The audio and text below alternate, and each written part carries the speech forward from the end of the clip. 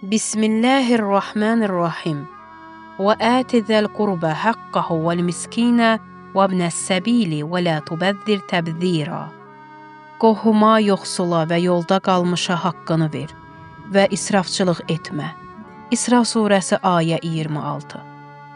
Mülk Babu kəndi Bərdəskənin ətrafında, səhranın kənarında yerləşən ən sonuncu kənd idi ki, əhalisinin əksəriyyəti maldarlıq və dəvə saxlamaq ilə məşğul idi.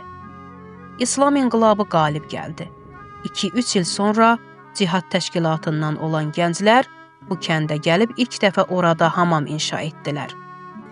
Bu kənddə Mustafa adlı bir gənc yaşayırdı ki, onu hamı ədəbli, valideynlərinə və yaxınlarına olan sevgisi ilə tanıyırdı. O, bacardığı qədər başqalarına yardım edər, insanların işindəki düyünləri açardı. Bütün kəndin yeniyetmələri onu özlərinə nümunə bilirdilər. Çünki Mustafa ailəsinə və qohumlarına sevgi göstərən, qayğıkeş bir gənc idi. Mustafa dini göstərişlərə əməl edərdi və heç vaxt israf etməzdi. O, dini məsələləri Məhərrəm və Ramazan aylarında kəndə gələn bir seyyid ruhaniyə qulaq asaraq öyrənmişdi və onlara əməl edirdi. Atası sürünü çölə çıxara bilmirdi. Ona görə də Mustafa səhərlər erkəndən qoyunları dağa aparır, axşamlar isə geri gətirirdi. Mustafa kəndin sadəlöv, təmiz ürəkli gənclərindən biri idi. Bir gün cihad gənclərinin yanına gəlib belə dedi: "Bir sualım var.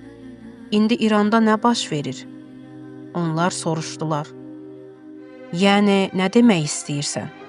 Mustafa dedi: "Bir neçə gecədir qəribə yuxular görürəm. Xanım Fatimi Zəhra salamullah əleyhi yuxuda mənə deyir: Gəl, oğluma yardım et. Mən düşünürəm ki, döyüşməliyəm və xanımın oğluna kömək etməliyəm." Cihad gəncləri təəccüblə dedilər: "Sən ölkədə nə baş verdiyini bilmirsən?" O isə cavab verdi: "Bizim kənddə nə su, nə də elektrik var. Heç bir yerdən xəbərimiz yoxdur. Yeganə xəbər odur ki, Şah İranı tərk edib.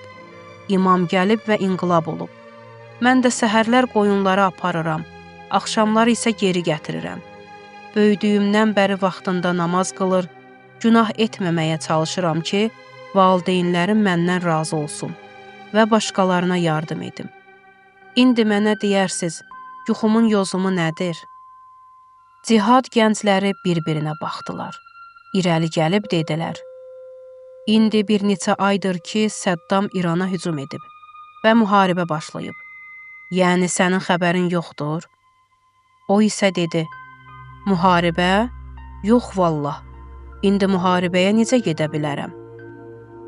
Şəhərdəki hərbi postun ünvanını aldıqdan sonra qoyunları geri gətirdi və nəzakətlə atasına məsələni danışdı. Sabah hərəkət etməyə icazə istədi. Atası dedi: "Olmaz, səndən başqa kimsəm yoxdur. Bu qoyunları kim çölə aparacaq?" Mustafa nəzakətlə cavab verdi: "Oldu, ata, mən getməyəcəm. Amma sən Peyğəmbərin qızına qiyamət günündə cavab verə bilərsən?" Həzrəti Zəhranın adı keçəndə atası sustu və dedi: "Get, oğlum." Mustafa əşyalarını götürdü və Bərdəskanın hərbi postuna getdi. Sonra təlimdən keçdi. Daha sonra bəsici kimi cəbhəyə qatıldı. 1983-cü il mart ayında sonuncu dəfə ailəsi ilə sağollaşdı və Fəkkə bölgəsinə yola çıxdı. Vəl-Fəcr bir əməliyyatı onun son iştirak etdiyi əməliyyat oldu. Başına dəyən güllə ilə o da yaxşıların qafiləsinə qoşuldu. O gecə bir qohumunun yuxusuna gəlib dedi: "Başıma güllə dəyəndə valideynlərim barədə çox narahat idim. Hicablı bir xanım başın üzərinə gəlib dedi: Bundan sonra mən sənin ananam. Valideynlərim barədə narahat olma. Allah onlara səbir verəcək." Onun dəfn mərasimi keçdi və o kəndin yeganə şəhidi kimi mülk Babuda torpağa tapşırıldı. Bir neçə il sonra quraqlıq səbəbindən kənd əhalisi digər kəndlərə köçdülər. Onun ata-anası və ailəsi də kənddən təxminən 10 kilometr uzaqda yerləşən başqa bir kəndə köçdülər və bütün kəndi qəriblik bürüdü. Bura səhralıq bir bölgə idi və güclü küləklər əsirdi.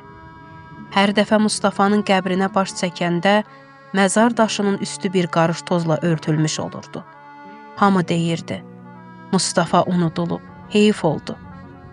Amma Allah başqa cür istəyirdi.